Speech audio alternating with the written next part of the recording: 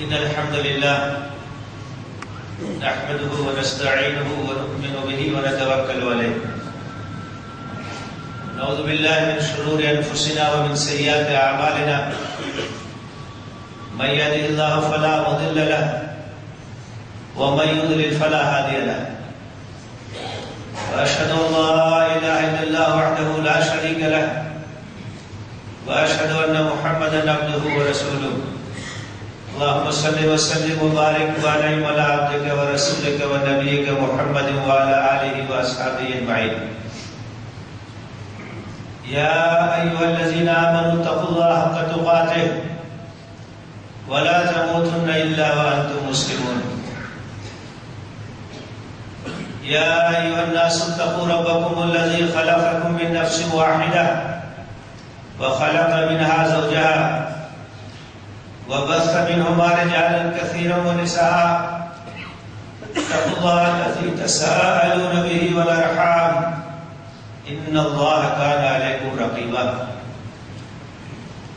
يا أيها الذين آمنوا اتقوا الله وقولوا قولا سديدا يصلح لكم أعمالكم ويغفر لكم ذنوبكم ومن يطع الله ورسوله فقد فاز فوزا عظيما أما بعد فإن أصدق الحديث كتاب الله وخير الهدي هدي محمد صلى الله عليه وسلم وشر الأمور محدثاتها وكل محدثة بدعة وكل بدعة ضلالة وكل ضلالة في النار أعوذ بالله من الشيطان الرجيم بسم الله الرحمن الرحيم سبحان الذي أسرى بعبده ليلا من المسجد الحرام إلى المسجد الأقصى الذي باركنا حوله لنريه من آياتنا إنه هو السميع البصير وقال النبي صلى الله عليه وسلم لا تشد الرحال إلا إلى ثلاثة مساجد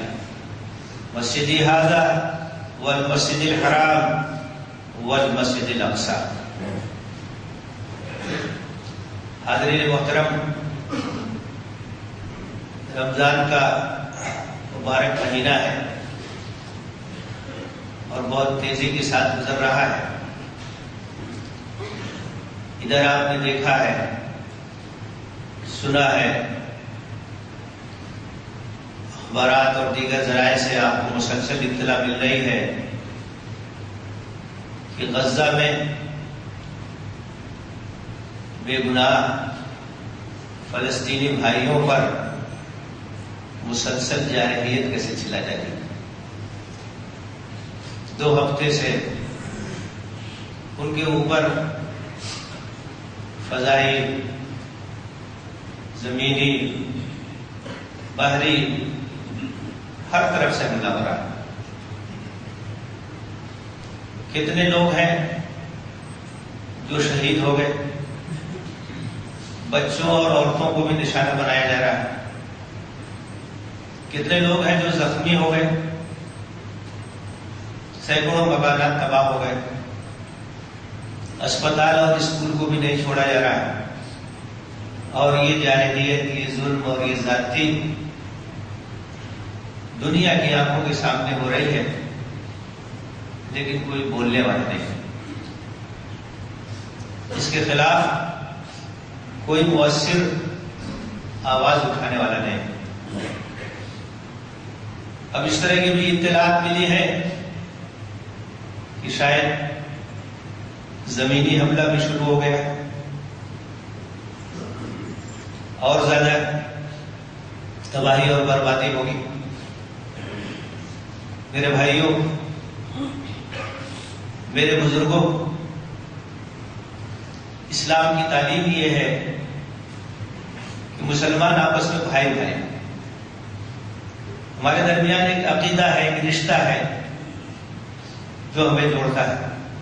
انما المؤمنون اخوہ، تمام اہل ایمان آپس میں بھائی ہیں، کہیں کے رہنے والے ہوں، کوئی بھی زبان بولتے ہو، کسی خطے سے ان کا تعلق ہو، وہ ہمارا بھائی ہے۔ اور اگر کسی مسلمان کے ساتھ زیادتی ہوتی ہے، ناانصافی ہوتی ہے، تو اس درد کو ہمیں محسوس کرنا چاہیے، اس تکلیف کو ہم کو محسوس کرنا چاہیے۔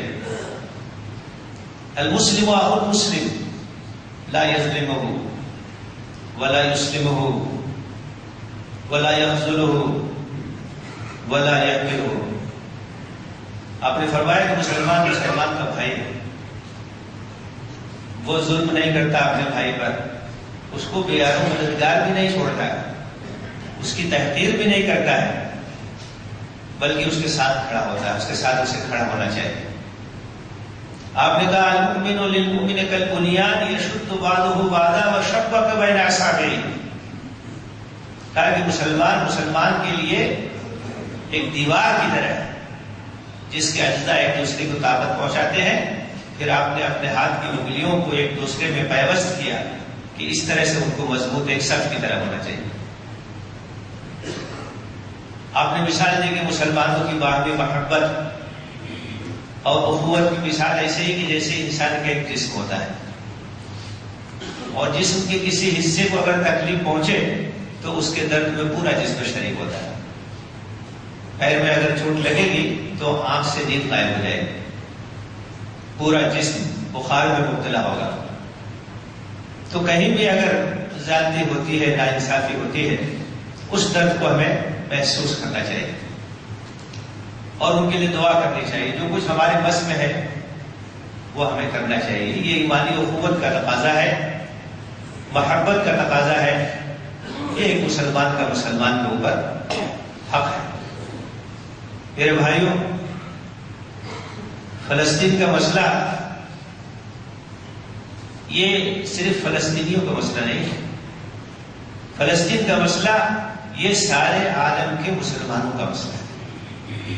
یہ بات اچھی طرح سے ہمیں سمجھ لینی چاہیے کہ یہ مسئلہ کسی خاص علاقے کا مسئلہ نہیں ہے، کسی خاص خطے کا مسئلہ نہیں ہے، بلکہ یہ دنیا بھر کے مسلمانوں کا مسئلہ ہے. کیوں؟ کیونکہ یہ قبلہ اول کی بازیابی کا مسئلہ ہے. یہ بیت المقدس کی واپسی کا مسئلہ ہے. بیت المقدس وہ پہلا قبلہ ہے جس کی طرف رک کر کے نبی صلی اللہ علیہ وسلم اور صحابہ کرام نماز پڑھتے رہے تحویل قبلہ سے پہلے. تو وہ قبلہ اول ہے. ہم اس سے دستبردار کیسے ہو سکتے ہیں؟ ہم اس کو کیسے چھوڑ سکتے ہیں؟ فلسطین کی سرزمین ایک ایسی سرزمین ہے جس کے بارے میں اللہ تعالیٰ نے قرآن مجید میں اعلان کیا کہ بابرکت سرزمین ہے. سبحان الذی اسری بعبدہ لیلا من المسجد الحرام الی المسجد الاقصی. پاک ہے وہ ذات جو راتوں رات اپنے بندے کو مسجد حرام سے مسجد اقصی لے گئی. الذی بارکنا حولہ، جس کے ارد گرد ہم نے بڑی برکتیں رکھی. تو وہ بابرکت سرزمین ہے، اور اس کے اندر جو برکت ہے وہ کئی طرح کی ہے. ظاہری برکت بھی ہے، روحانی برکت بھی ہے، مادی برکت بھی ہے اور معنوی برکت بھی ہے.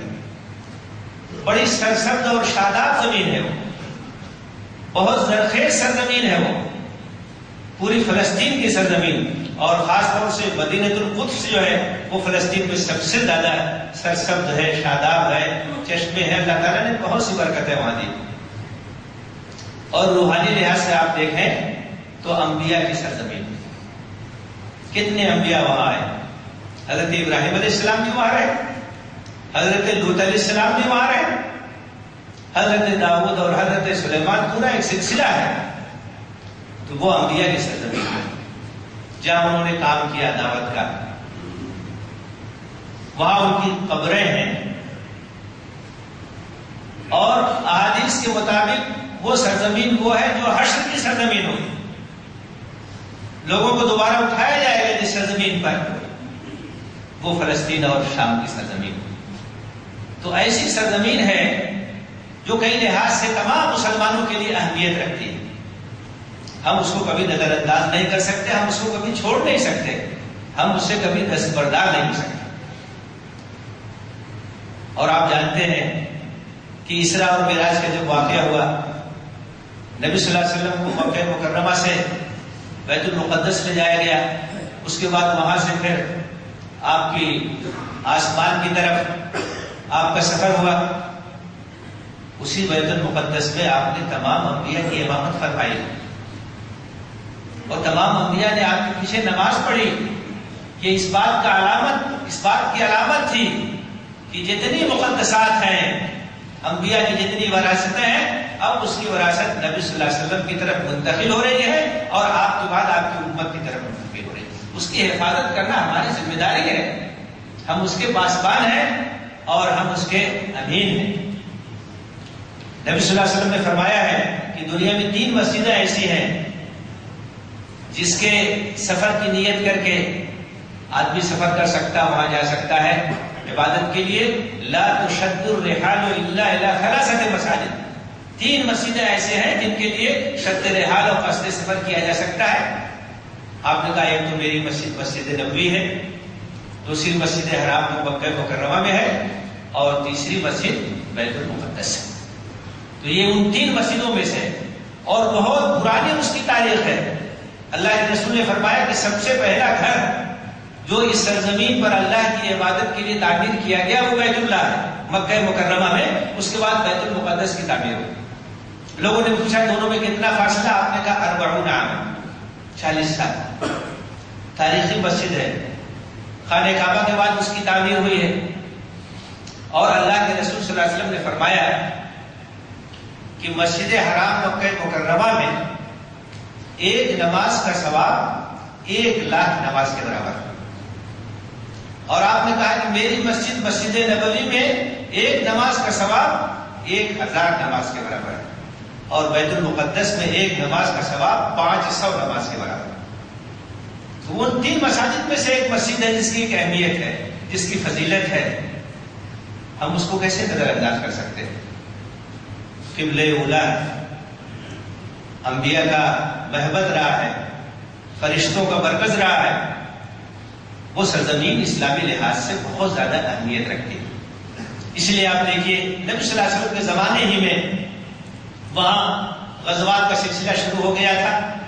غزوہ موتا، پھر آپ کی سرکردگی میں غزوہ تبوک، اور اس کے بعد پھر جیسے اسامہ حضرت ابوبکر نے اپنی خلافت میں بھیجا، اور یہاں تک کہ حضرت عمر کے زمانے میں وہ وقت آیا کہ بیت المقدس فتح ہو اور وہ مسلمانوں کے ہاتھ میں آیا، اور حضرت عمر خود مدینہ سے سفر کر کے بیت المقدس گئے اور وہاں کی چابی انہوں نے اپنے ہاتھ میں لی، اور وہاں کے لوگوں کے لیے امان اور حفاظت کا ذمہ لیا، ان کے لیے میثاق لکھ کر کے دیا، ایگریمنٹ لکھ کر کے دیا۔ تو اس طریقے سے وہ مسلمانوں کے ہاتھ میں آیا، اس کے بعد سے برابر ان کے ہاتھ میں رہا، یہاں تک کہ صلیبی جنگیں ہوئی، حملے ہوئے، اور ایک وقت وہ آیا کہ مسلمانوں کے ہاتھ سے چلا گیا۔ پھر اللہ تعالیٰ نے صلاح الدین ایوبی جیسا قائد پیدا کیا، اس نے دوبارہ اس کو فتح کیا، پھر مسلمانوں کے ہاتھ میں وہ آیا، اور آج پھر حالات بدلے ہیں کہ مسلمان وہاں سے بے دخل ہو گئے۔ تو ہماری اس سے تاریخ وابستہ ہے، وہ ایک مقدس سرزمین ہے، ایک اہم مسجد ہے، اس سے مسلمان کبھی دستبردار نہیں ہو سکتا۔ اس کا مسئلہ کسی ایک علاقے کا مسئلہ نہیں ہے، کسی ایک خطے کا مسئلہ نہیں ہے، بلکہ وہ مسلمانوں نے عالم میں مسئلہ۔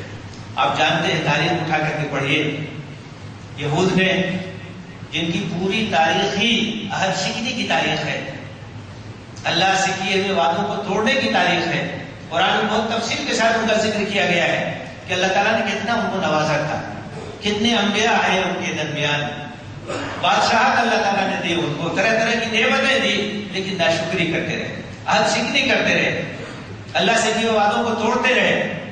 تو نتیجہ یہ ہوا کہ وہ محروم کیے گئے، اور جو امامت دنیا کی ان کے ہاتھ میں تھی، اس کے بعد امت مسلمہ کے ہاتھ میں آئی۔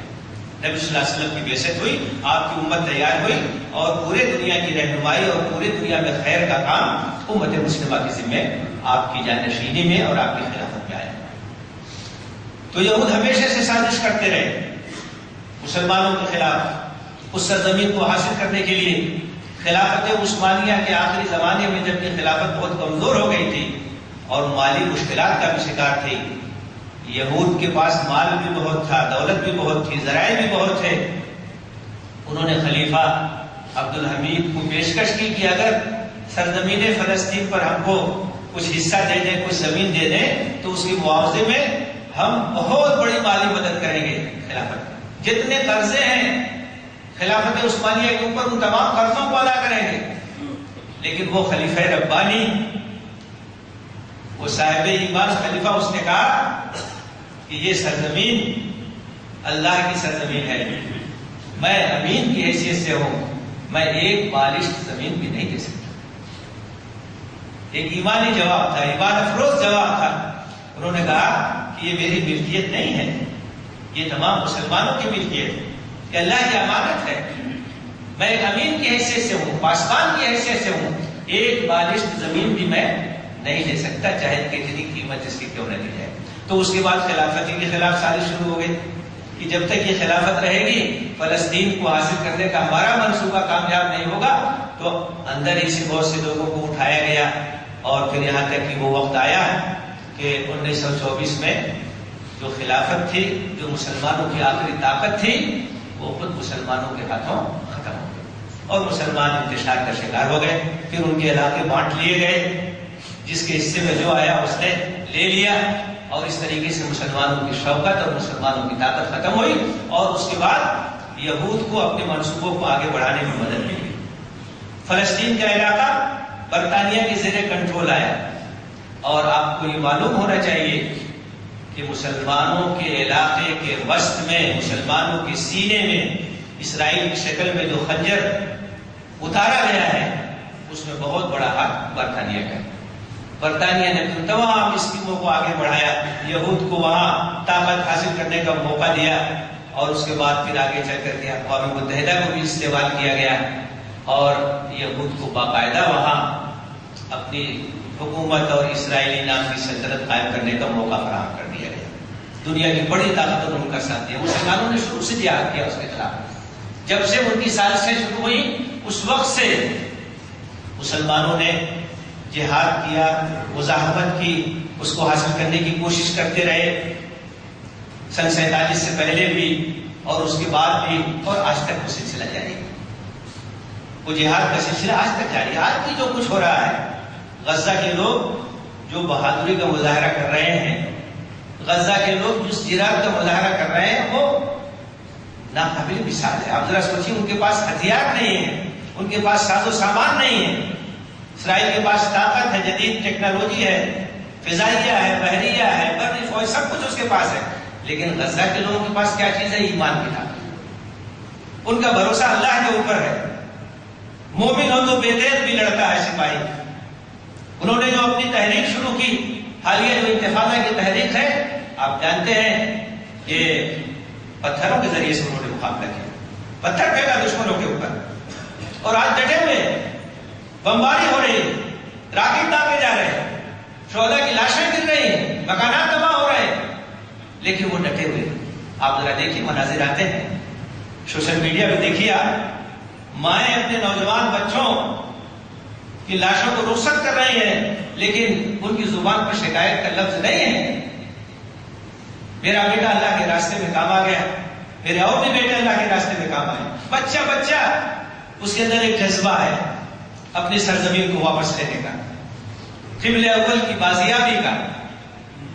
اور عجیب تماشا ہے، ڈبل اسٹینڈرڈ ہے کہ آدمی اگر اپنے علاقے کو واپس لینے کے لیے کوشش کرے، جدوجہد کرے، تو وہ دہشت گرد ہو جاتا ہے، اور جو زبردستی قبضہ کرے اور لوگوں کو ان کی جائیداد سے، ان کے مکان سے، ان کے علاقے سے نکالے، بے گناہوں کا خون بہائے، عورتوں اور بچوں کو نشانہ بنائے، وہ ٹیررسٹ نہیں۔ یہ الٹا معیار ہے۔ اسرائیل کی سلطنت وہ سلطنت ہے جو ناجائز طریقے سے قائم کی گئی، اور جب سے وہ قائم ہے آج تک ظلم، زیادتی، ناانصافی، جارحیت ہی اس کا شیوا ہے، اس کے علاوہ اس کا کوئی شیوا نہیں۔ اور بڑی طاقتیں ساتھ دے۔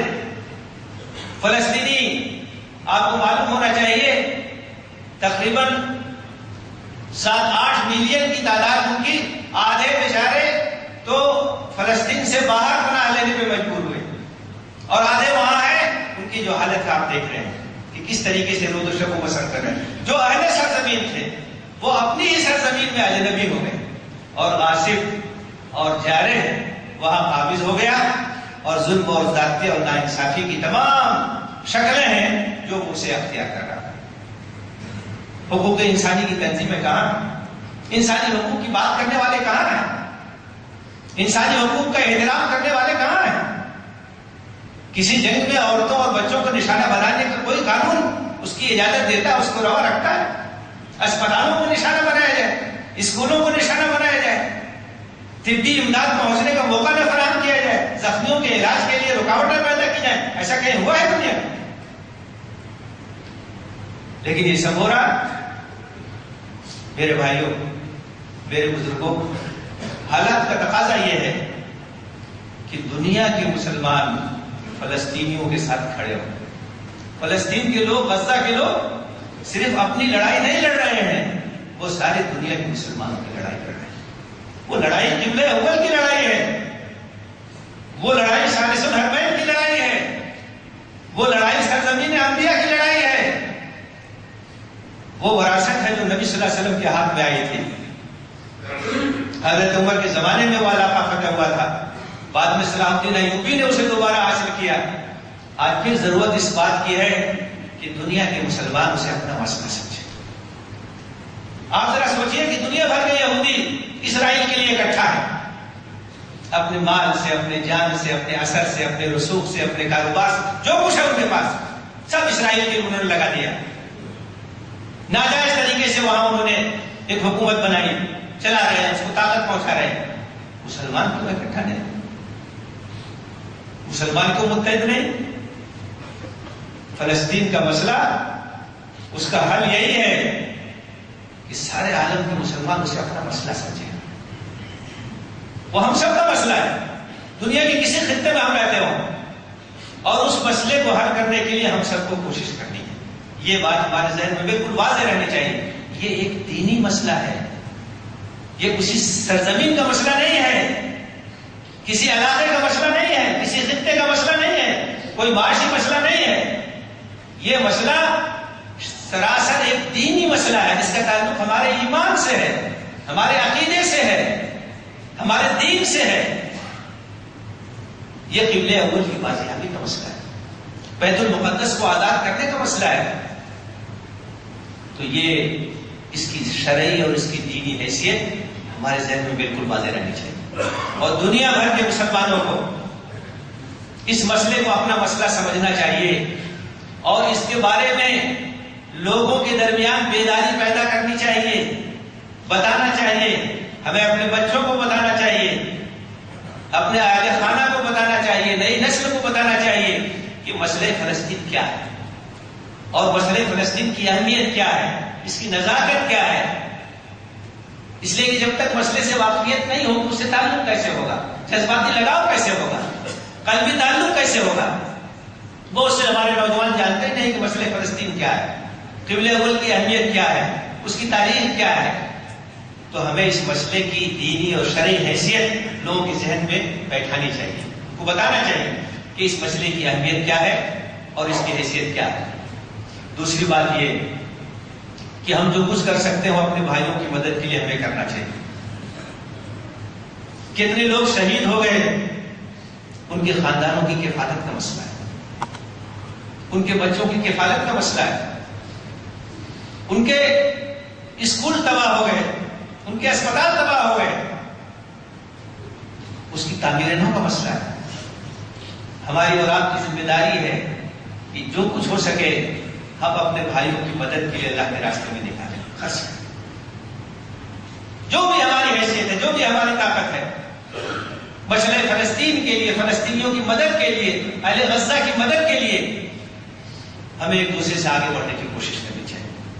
وہی تبوک کا غزوہ جب ہونے والا تھا، اللہ کے رسول صلی اللہ علیہ وسلم جب تیاری کر رہے تھے، اور آپ نے جب لوگوں سے کہا کہ اس کے لیے مال کی ضرورت ہے اور اس میں لوگ آگے بڑھ کر کے حصہ لیں، تو لوگوں نے کتنا بڑا اس میں حصہ لیا۔ حضرت عمر بن خطاب کہتے ہیں کہ اس زمانے میں میرے گھر میں کچھ مال زیادہ تھا، میں نے سوچا کہ آج موقع ایسا آیا ہے کہ میں حضرت ابوبکر سے آگے بڑھ جاؤں گا، ہمیشہ وہ آگے رہتے ہیں۔ تو انہوں نے کیا کیا کہ جو کچھ گھر میں تھا آدھا چھوڑ کے آدھا لے کے چلے آئے۔ اللہ کے رسول صلی اللہ علیہ وسلم نے پوچھا کہ بھائی گھر کے لیے بھی کچھ چھوڑا؟ انہوں نے کہا آدھا لے کے آ گیا، وہ آدھا جو ہے گھر میں۔ اس کے بعد حضرت ابوبکر تشریف لے آئے، تو گھر میں جو کچھ تھا سب لے کے چلے آئے۔ تو اللہ کے رسول نے پوچھا کہ گھر والوں کے لیے بھی کچھ چھوڑا؟ انہوں نے کہا کہ نہیں، گھر والوں کے لیے اللہ اس کا رسول بہت۔ تو حضرت عمر نے کہا تب میں نے سوچ لیا کہ میں ان سے کبھی آگے نہیں بڑھ سکتا. میں نے سوچا تھا کہ آج کل میں آگے بڑھ جاؤں گا لیکن میں ان سے آگے نہیں بڑھ سکتا.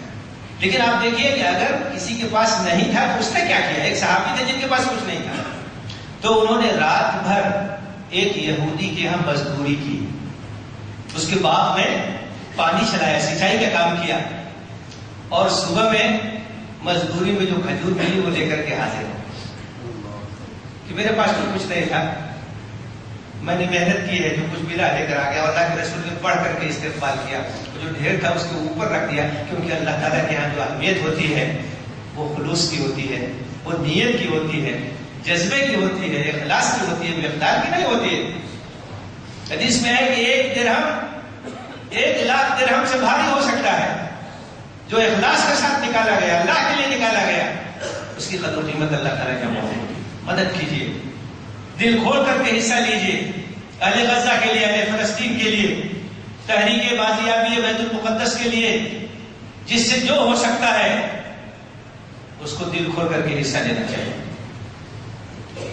تیسرا کام ہمیں یہ کرنا چاہیے کہ رائے عامہ کو, دنیا کی رائے عامہ کو فلسطینیوں کے حق میں ہموار کرنے کی کوشش کرنی چاہیے.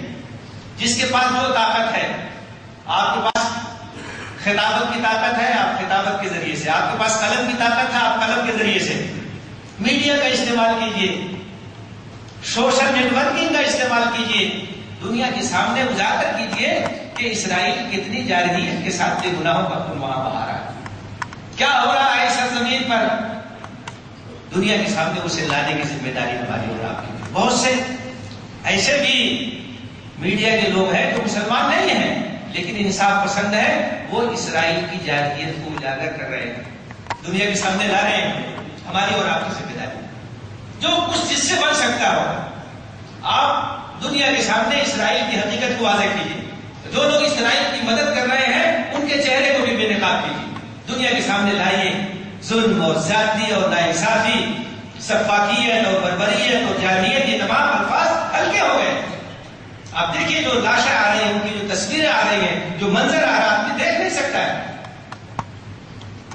رائے عامہ کو ہموار کیجیے اور انصاف پسند لوگوں کو اپنے ساتھ کیجیے. مظاہرے ہو رہے ہیں, اچھا ہے, لیکن ان مظاہروں میں مسلمانوں کے ساتھ ساتھ اور بھی انصاف پسندوں کو لینا چاہیے.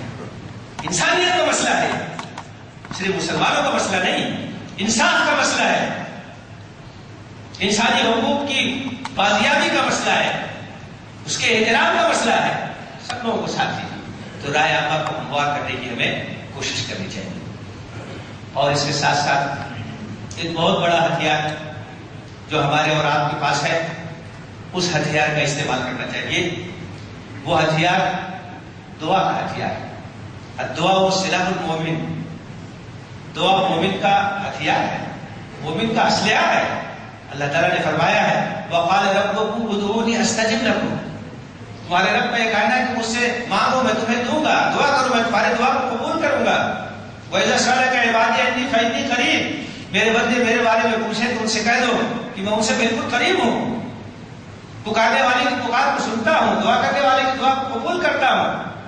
تو دعا ہمارا ہتھیار ہے, دعا عبادت کی جان ہے, دعا عبادت کا مغز ہے. الدعاء یرد البلاء, دعا ایک ایسا ہتھیار ہے جس کی طرح سے مصیبتیں دور ہوتی ہیں, مصیبتیں ختم ہوتی ہیں. تو ہمیں اپنے بھائیوں کے لیے دعا کرنی چاہیے. اللہ تعالیٰ ان کی مدد کرے, اس کی دعا کرنی چاہیے. اللہ ان کی حفاظت فرمائے, ہمیں اس کی دعا کرنی چاہیے. اللہ تعالیٰ ظالموں کے زور کو توڑے, اسرائیل کی جارحیت کو ختم کرے, اپنا عذاب ان کے اوپر نازل کرے, اپنی گرفت میں اللہ تعالیٰ انہیں لے لے. ظالموں کو اور ان کو ساتھ دینے والوں کو دعاؤں کا اہتمام کرنا چاہیے.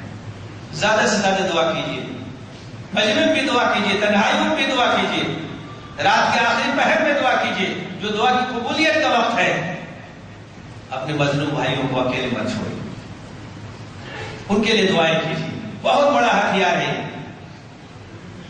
یہ خالی نہیں کہتا. اللہ تعالیٰ دعا کو قبول کرتا ہے کسی نہ کسی شکل میں. دعا تو ہم کر سکتے ہیں, ہر مسلمان کر سکتا ہے, اس میں تو کوئی رکاوٹ نہیں ہے, اس میں تو کوئی آپ کو نہیں روک سکتا ہے. اکیلے میں دعا کیجیے، تنہائی میں دعا کیجیے، اکٹھا دعا کیجیے، جیسے جیسے ممکن ہو دعا کیجیے. نہ جانے کس کی دعا اللہ تعالیٰ سنتا. اللہ کے رسول صلی اللہ علیہ وسلم کی سنت یہ ہے کہ آپ اسباب بھی اختیار کرتے تھے اور اس کے بعد دعا کرتے تھے. غزوہ بدر کے حالات پڑھیے. آپ کے پاس جو مجاہدین تھے آپ لے کر کے وہاں حاضر ہوئے میدان میں، اور جو کچھ وہاں ممکن تھا سب آپ نے کیا، اور اس کے بعد پھر آپ نے دعا کے لیے ہاتھ اٹھایا اور یہ کہا کہ اللہ یہ جماعت مٹھی بھر جو یہاں ہے میدان بدر میں، اگر یہ ہلاک ہو گئی تو پھر تیری عبادت اس سرزمین پہ کیسے ہوگی؟ اس کا آپ کو کون لے کر کے آگے بڑھے گا؟ آپ کے ہاتھ بلند تھے، چادر آپ کے کندھے سے گر رہی تھی، حضرت ابوبکر سنبھال رہے تھے، آپ نے دعا کیا. تو ہماری تاریخ یہ بتاتی ہے، اللہ کے رسول کی سنت یہ بتاتی ہے کہ اسباب بھی اختیار کرنا ہے اور دعا بھی کرنا ہے. اللہ سے مانگنا ہے، اللہ کی طرف متوجہ ہونا ہے، تدبیر بھی اختیار کرنا ہے اور اس کے سامنے اپنا ہاتھ بھی پھیلانا ہے. تو دعا کیجیے، اللہ تعالیٰ ان کو ثابت قدمی عطا کرے، اللہ تعالیٰ ان کو ہمت عطا کرے. وہ سارے مسلمانوں کی جنگ لڑ رہے ہیں، پوری امت مسلمہ کی جنگ لڑ رہے ہیں.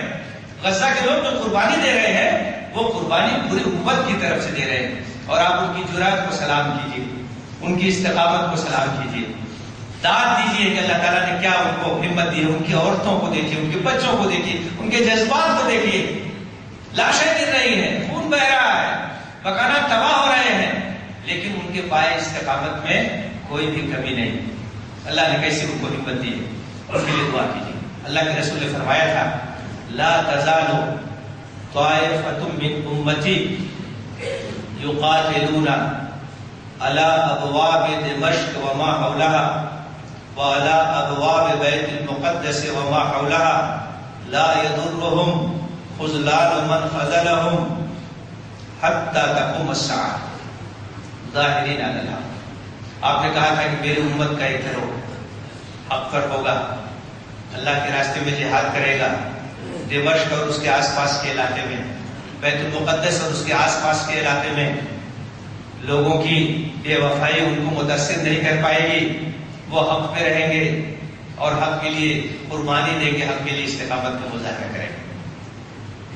آپ کی یہ بشارت نگاہوں کے سامنے رکھیے اور اس کا منظر دیکھیے کہ کس طریقے سے وہاں فلسطین کے لوگ قربانی دے رہے ہیں حق کے لیے، اپنی سرزمین کے لیے، اپنے مقدسات کے لیے، جان کے لیے، مال کے لیے، عزت کے لیے، آبرو کے لیے. اور اللہ کے رسول صلی اللہ علیہ وسلم فرمایا ہے من قتل دون مالہ فهو شہید ومن قتل دون عرضہ فهو شہید ومن قتل دون دینہ فهو شہید.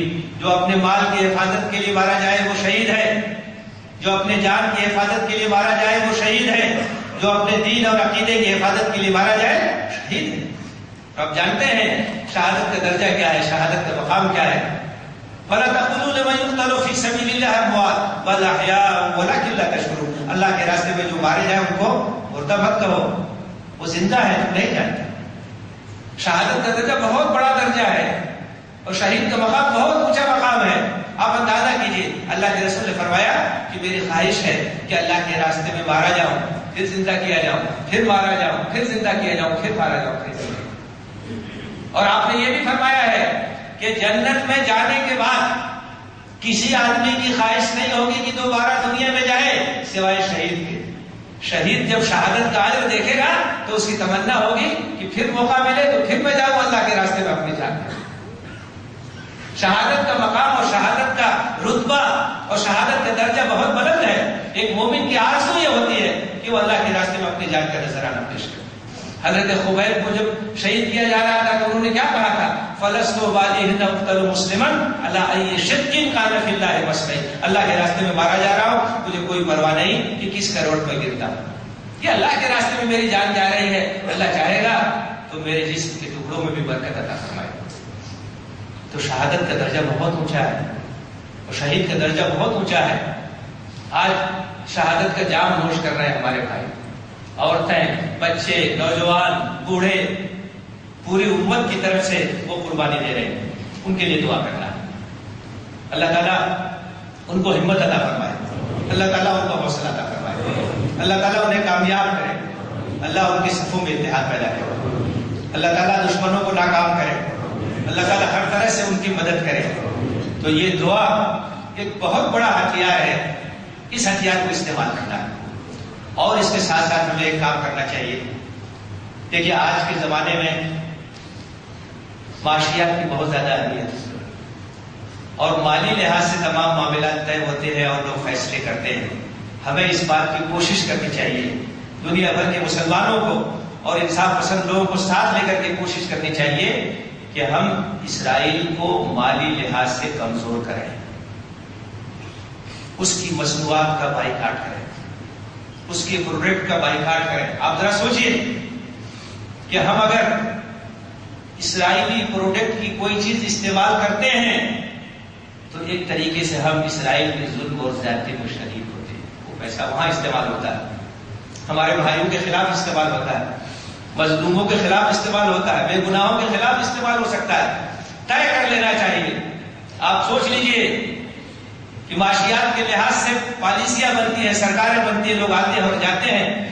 اگر معاشی چوٹ پہنچانے کے لیے ہم نے فیصلہ کر لیا، دنیا کے مسلمانوں نے یہ طے کر لیا کہ ہم اسرائیلی مصنوعات کا بائیکاٹ کریں گے، اور جو اسرائیل کی مدد کرنے والے ہیں ان کی مصنوعات کا بائیکاٹ کریں گے، تو آپ دیکھیں گے بہت کارگر ہتھیار ہوگا.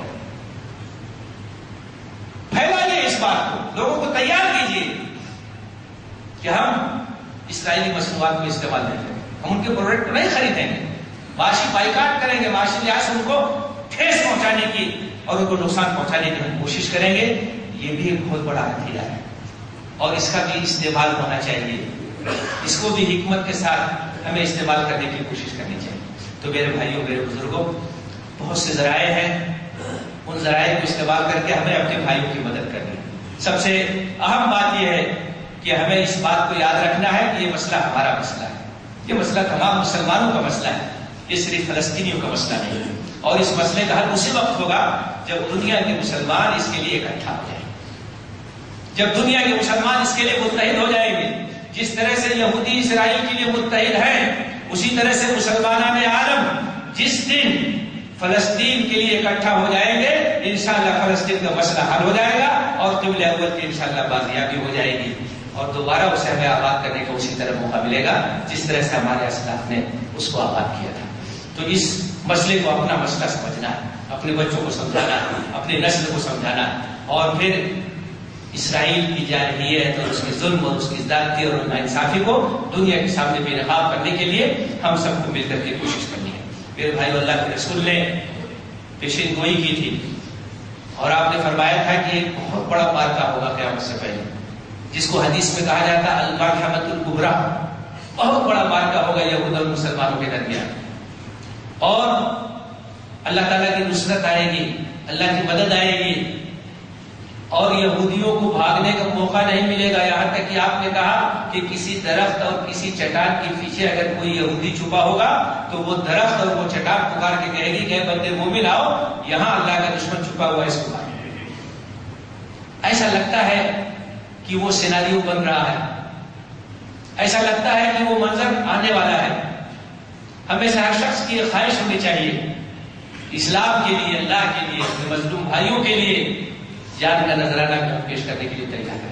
جو کچھ ہمارے پاس ہے سب اللہ کی امانت ہے، اور اللہ کے راستے میں سب کچھ پیش کرنے کے لیے ہمیں تیار رہنا چاہیے. صلاتی و نسکی و محیایا و مماتی للہ رب العالمین. میری نماز، میری قربانی، میرا جینا، میرا مرنا سب اللہ کی امانت ہے. ہمارے پاس جو کچھ ہے سب اللہ کی امانت ہے. ایمان کی حقیقت یہی ہے، ان اللہ اشتری من المؤمنین انفسهم واموالهم بان لهم الجنہ. اللہ تعالیٰ نے اہل ایمان سے ان کے جان اور مال کو جنت کے بدلے میں خرید لیا. ہم بکے ہوئے لوگ ہیں، ہمارے پاس کوئی چیز اپنی نہیں ہے، سب اللہ کی ملکیت ہے. جنت کے بدلے میں اللہ تعالیٰ نے اسے خرید لیا. اب اسے اللہ کے مطابق، اللہ کی مرضی کے مطابق خرچ ہونا چاہیے. ہمارا مال بھی اللہ کا ہے، ہماری جان بھی اللہ کی ہے، ہماری صلاحیت بھی اللہ کی ہے، ہماری طاقت بھی اللہ کی ہے، جو اثر و رسوخ ہے سب اللہ کا ہے. اللہ کے راستے میں اسے خرچ کرنا، اللہ کے راستے میں اسے لگانا. میری زندگی کا مقصد تیرے دین کی سرفرازی، میں اسی لیے مسلمان، میں اسی لیے نمازی. یہ جذبہ پیدا کرنے کی ضرورت ہے، جذبہ جہاد. فلسطین کا مسئلہ اتحاد اور جہاد سے ہی حل ہوگا. اللہ کے راستے میں قربانی کا جذبہ، جو کچھ اللہ کے راستے میں پیش کرنے کا جذبہ. دنیا اور اس کی محبت کو اپنے دل سے نکالنا ہے، اللہ کی محبت اور جنت کی محبت اس کے مقابلے میں اپنے دلوں کے اندر لانا ہے، اپنے نسل کو اسی طریقے سے تیار کرنا ہے۔ اللہ کے رسول نے فرمایا تھا الا ان صلۃ اللہ غالیہ، الا ان صلۃ اللہ غالیہ، الا ان صلۃ اللہ الجنہ، کہ اللہ کا جو سودا ہے مہنگا ہے، اس کے لیے قربانی دینی ہوگی، اور وہ صلاح کیا ہے، وہ سودا کیا ہے، وہ جنت ہے۔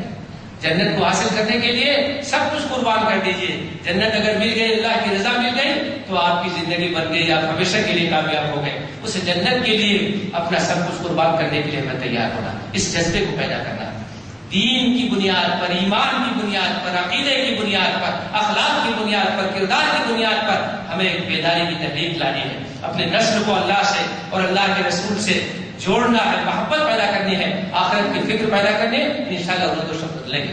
اور اس بات کو یاد رکھیے کہ اس دنیا کی کوئی حقیقت نہیں ہے، یہاں تو جو کچھ ہے سب ختم ہونے والی چیز ہے۔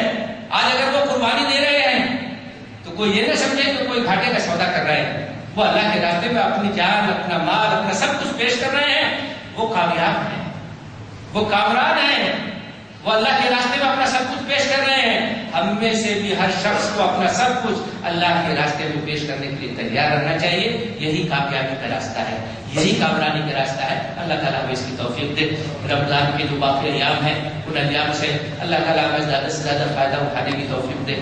آپ جانتے ہیں آخری عشرہ آنے والا ہے، اس کی بڑی فضیلت ہے، اس میں شب قدر ہے، جس میں عبادت کے بارے میں آپ نے فرمایا کہ جس نے اخلاص کے ساتھ شب قدر میں عبادت کی اس کے گناہوں کی بخشش ہو جاتی ہے۔ قرآن میں بتایا گیا کہ شب قدر 1000 مہینوں سے بہتر ہے، اسی لیے آخری عشرے میں اللہ کے رسول صلی اللہ علیہ وسلم نے اعتکاف کی سنت بھی مقرر فرمائی تاکہ یکسو ہو کر کے ہم اللہ کی عبادت کریں۔ تو رمضان کے بقیہ ایام سے زیادہ اللہ کا فائدہ اٹھانے کی توفیق دے۔ اپنے بھائیوں کو دعاؤں مت بھولیے، ان کی مدد کیجیے اور اس مسئلے کو اجاگر کیجیے، جس طریقے سے بھی آپ سے ہو سکتا ہو اس مسئلے کو اجاگر کرنے کی کوشش کیجیے۔ اللہ سے دعا ہے کہ ہماری صفوں میں اتحاد پیدا کرے۔ اے اللہ مسلمانان عالم کو مسئلہ فلسطین کے لیے اکٹھا کر دے۔ اے اللہ دنیا بھر کے مسلمانوں کو قبلہ اول کی بازیابی کے لیے اکٹھا ہونے کی توفیق دے۔ اے اللہ ہمارے درمیان الفت اور محبت پیدا کر دے۔ اے اللہ ہمارے صفوں میں اتحاد پیدا کر دے۔ اے اللہ ہماری دشمنیوں کو ختم کر دے۔ اے اللہ ہماری نفرتوں کو ختم کر دے۔ اے اللہ غزہ کے لوگ جو قربانی دے رہے ہیں ان کی قربانی کو قبول کر لے۔ اے اللہ انہیں استقامت عطا فرما۔ اے اللہ انہیں ثابت قدمی عطا فرما۔ اے اللہ ان کے درمیان الفت اور محبت پیدا کر دے۔ اے اللہ ان کی مدد فرما۔ اے اللہ ان کی حفاظت فرما۔ اے اللہ بچے اور عورتیں بھی نشانہ بنائے جا رہے ہیں، اللہ سب تیرے سامنے ہے، تو ظالموں سے انتقام لے سکتا ہے۔ اے اللہ تعالیٰ ظالموں کی چالوں کو ناکام بنا۔ اے اللہ جارحیت کرنے والوں کے زور کو توڑ دے۔ اے اللہ اپنا عذاب ان کے اوپر نازل کر دے۔ اے اللہ ان کی صفوں میں انتشار پیدا کر دے۔ اے اللہ تمام انصاف پسند لوگوں کو مظلوموں کا ساتھ دینے کی توفیق دے۔ اے اللہ ہمیں ان کے حق میں ہر طرح کی مدد کرنے کی توفیق دے۔ اے اللہ ہمارے درمیان اتحاد پیدا کر دے۔ اے اللہ ہماری دعاؤں کو قبول کر لے۔ اے اللہ ہمارے روزوں کو قبول کر لے، ہماری نمازوں کو قبول کر لے، ہماری عبادتوں کو قبول کر لے۔ اے اللہ زیادہ سے زیادہ ہمیں اپنی عبادت کی توفیق دے، رمضان سے فائدہ اٹھانے کی توفیق دے۔ اے اللہ اپنی کتاب کو پڑھنے کی توفیق دے۔ اللہ اس کتاب پر غور کرنے اور اس پر عمل کرنے کی توفیق دے۔ اے اللہ اس کتاب کے پیغام کو عام کرنے کی توفیق دے۔ اے اللہ ہمیں اپنے بال بچوں کو، نئی نسل کو ایمان کی بنیاد پر، عقیدے کی بنیاد پر تربیت کرنے کی توفیق دے۔ اے اللہ ہمیں اپنے راستے میں سب کچھ قربان کرنے کی توفیق دے۔ آمین۔ وآخر دعوانا الحمدللہ رب العالمین۔ اقول قولی ھذا واستغفر اللہ لی ولکم اجمعین فاستغفروہ انہ هو الغفور الرحیم۔